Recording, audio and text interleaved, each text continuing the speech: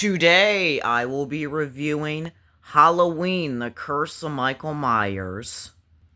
Or what I like to say, Halloween 6, The Curse of Michael Myers. I don't know, I just like numbers in my titles. Deal with it. Now, what I will say about this movie is, I do not like this movie, to be honest, but like I said before, there are some positives, like I said in, well, Halloween 5 movie review. There are some positives about this movie. The kills, I do like the kills, and of course we get to see Michael Myers. So that sounds all good, and of course, well, we just get lots of crazy scenes with Michael Myers. So that's pretty cool. And we also get to see that mysterious guy again. You know who I'm talking about from like Halloween 5? Yeah, he's in this movie as well. And this movie is basically about like cult stuff, about like the curse of Michael, like where he came from and all that stuff, like the whole like cult stuff, like that he came from a cult. And that all sounds interesting, but that is mostly better explained in like the producer's cut. And sorry for anyone who's going to be mad, but I'm not going to be talking about, well, gonna be like reviewing the producer's cut in this movie. Sorry if anyone is mad about that, but I just like doing the normal version of this movie. But if you want to check out the producer's cut, feel free to do so. But yes, this movie is one heck of a mess, so let me review this movie. By the way, flashing lights warning for this opening scene. The movie begins with, oh my god, lots of flashing lights. Oh my god, this is crazy. We then get to see Jamie Lloyd, you know, who was in Halloween 4 and 5, and apparently she is brought into this creepy place. Huh, weird. It's then revealed that Jamie is indeed pregnant, so I guess that's good news for her. The baby is now brought to the suspicious guy who was previously seen in, well, Halloween 5. You know, that suspicious guy, like, who we keep, well, seeing in Halloween 5. It's then apparently revealed that the suspicious guy then puts, like, this, like, random, like, blood symbol on, like, the baby's, like, I don't know, like, stomach or so. Kind of like the wrist tattoo from Halloween 5. So I guess the baby's maybe connected to Michael Myers. This nurse named Mary gives Jamie, well, her baby back, which is good. And then Mary and Jamie then run away because, well, Michael Myers is, of course, coming for them. But it's too late for Nurse Mary because, well, we all know she does die from Michael Myers. So yeah, she literally died from, well, being impaled onto this wall. Huh, Michael Myers really loves putting people, like, on a wall if you really think about it, because that's what's been happening in this Halloween franchise.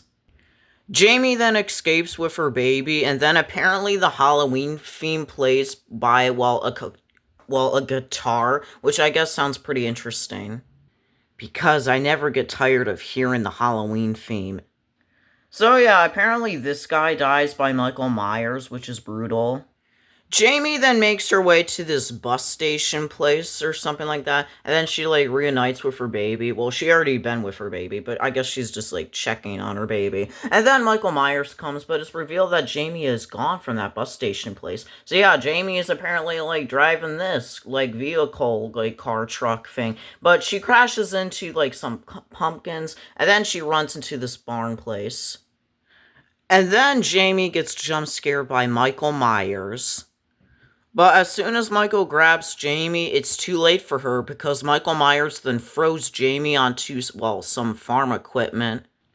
And then it's pretty much too late for Jamie because she is, well, pretty much dying, which is pretty brutal. I feel bad for Jamie since we all knew her from, like, Halloween 4, 5, and then this film, Part 6. So it's a shame that Jamie gets to die. So, yeah, it's pretty crazy, I must say. Michael Myers then goes back to the truck and is trying to find Jamie's baby, but it's revealed that the baby is not there. Pretty suspicious, I must say.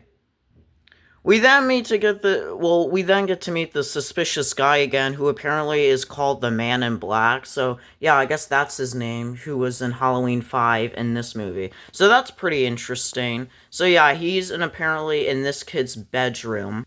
And which kid am I talking about? This kid, Danny, who apparently is having nightmares about the Man in Black.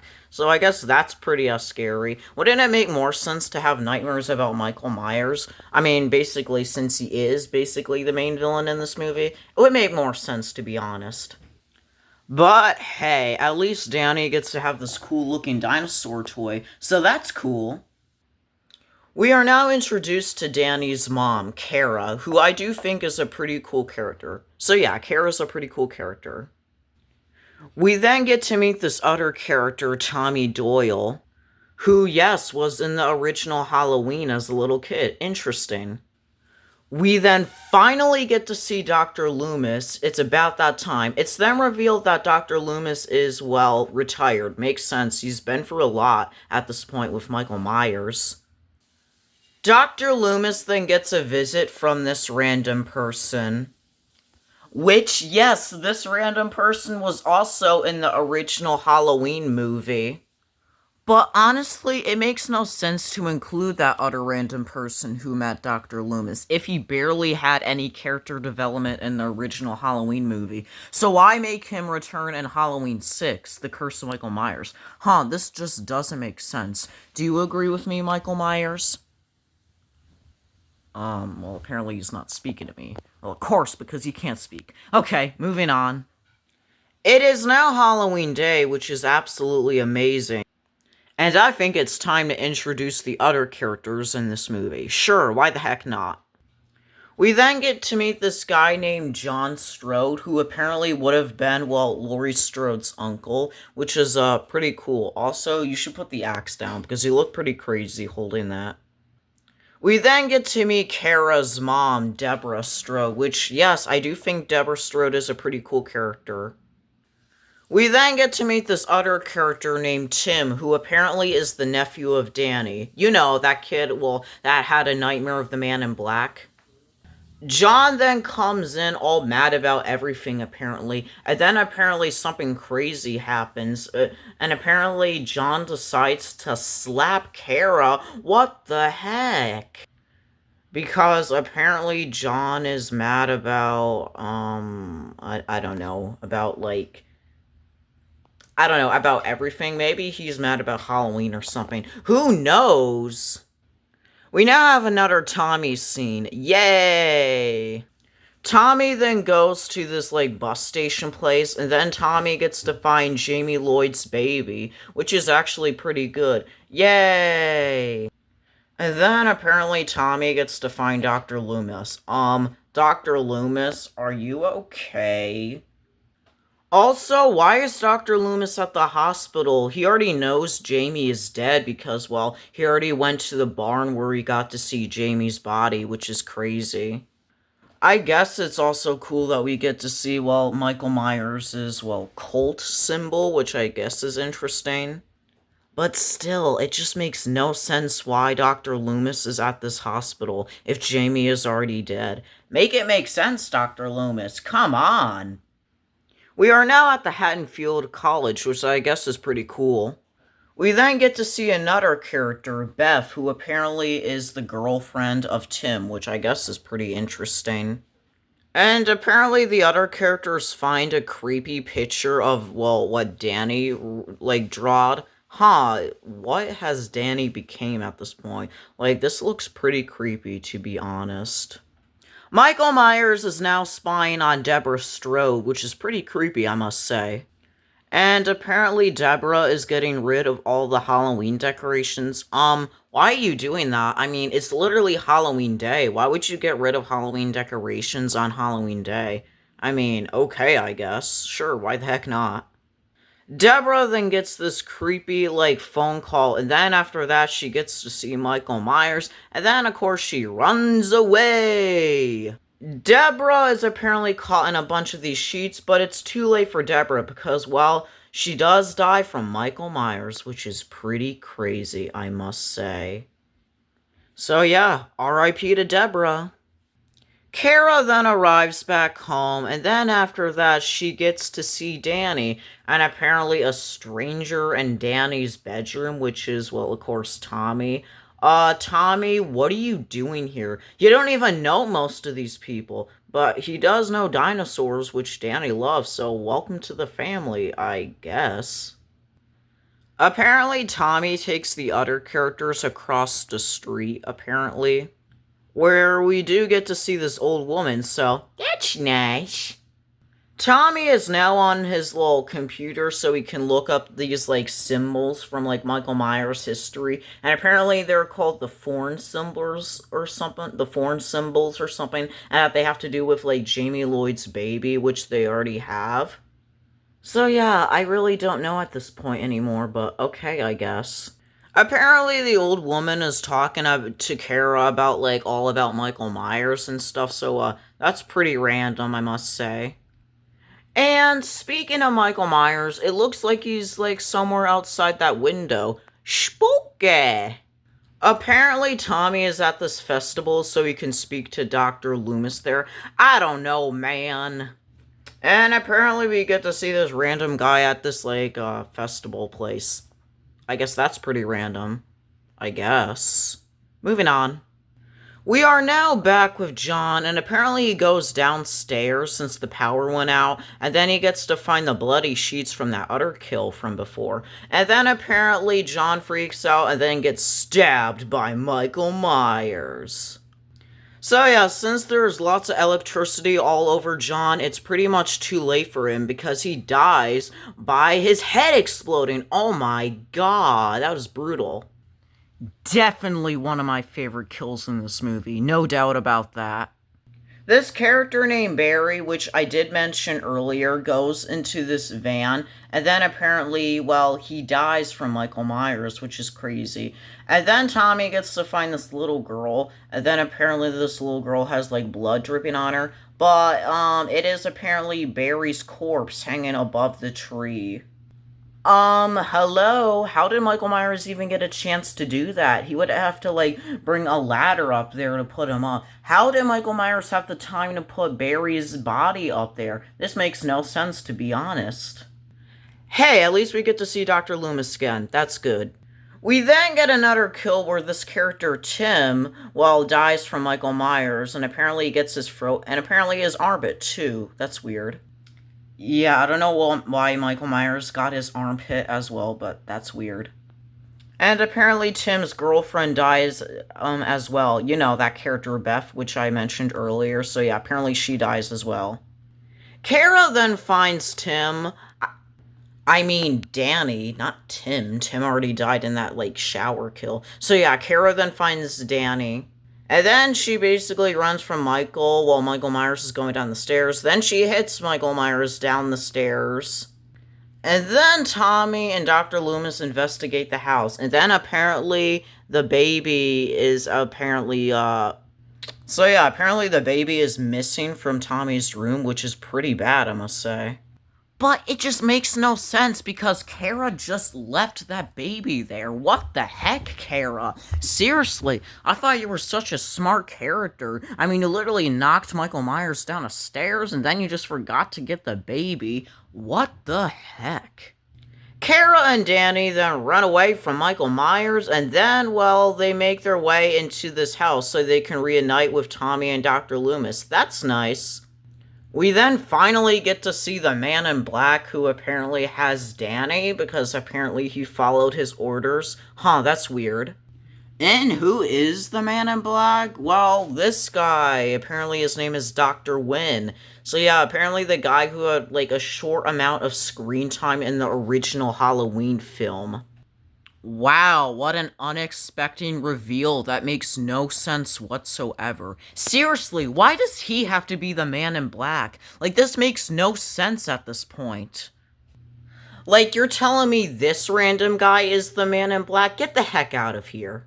We then get to meet these random people who apparently are capturing, like, Tommy, Kara, and Dr. Loomis. What the heck is going on?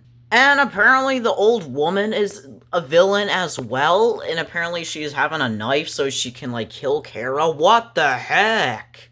And then apparently Kara jumps out of a window so she doesn't have to deal with this anymore. Whoa. But of course we all know Kara just disappeared because that's what Dr. Loomis and Tommy want to know. They want to know where Kara is. Apparently Kara then wakes up into this, like, like, prison place where apparently she's been captured or so. Yeah, I don't know what's going on here. So apparently Dr. Loomis and Tommy will rescue Kara since that's where she basically is, at this random place. Apparently Dr. Loomis gets to confront Dr. Wynn and tell him, like, what's the point of this anymore, which I definitely agree at this point. Because this is just nonsense. Apparently Tommy then finds this, like, random creepy woman, like, telling him about some stuff, and then apparently this woman dies. What's the point of this character as well? Tommy and Kara find a bunch of the cult members, and apparently the baby, too. Oh, that's nice.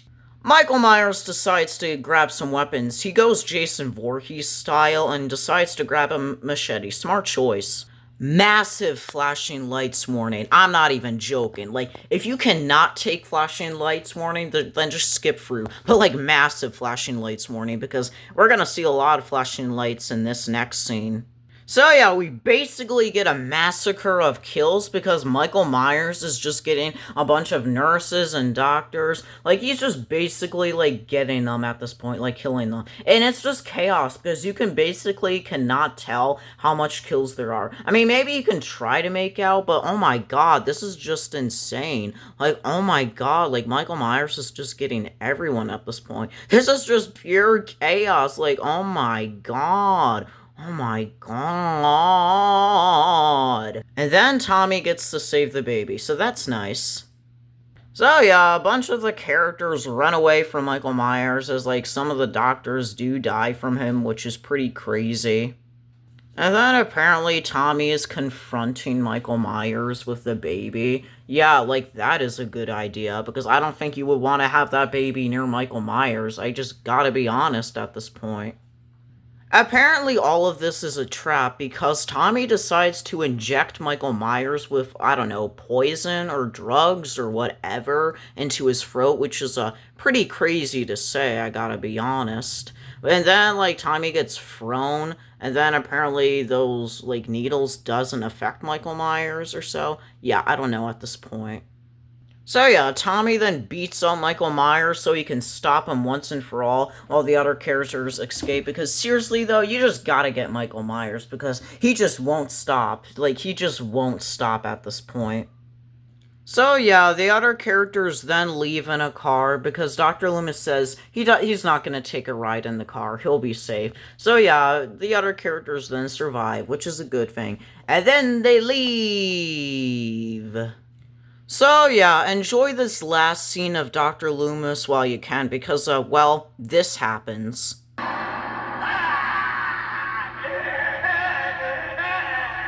Yep, that was the death of Dr. Loomis, and that is the end of this movie. So yeah, that was the end of me reviewing Halloween, The Curse of Michael Myers, or what I always like to say, Halloween 6, The Curse of Michael Myers. That was crazy, and yep, that was Dr. Loomis's death. He's not coming back. Dr. Loomis for real died. He definitely did die. Like, there's no turning back. Dr. Loomis is dead. So yeah, R.I.P. So yeah, that was definitely really crazy. It was just so madness. I didn't enjoy the movie that much. I did not. But I do like the kills in this movie. I really do. Another one of my favorite scenes is the flashing lights. I know many people cannot take the flashing lights, and I can definitely understand. They're intense. But I am one of those people that does enjoy those, like, crazy, like, kills where, like, Michael Myers gets the doctors and the nurses and the flashing lights happening. Because it's just so impactful. It's just so insane. It's just so crazy. So those are some positives about the movie. But overall, I didn't enjoy the movie that much. So, that's basically what I have to say about this movie. So, yeah, that's basically what I have to say about your movie, Michael Myers.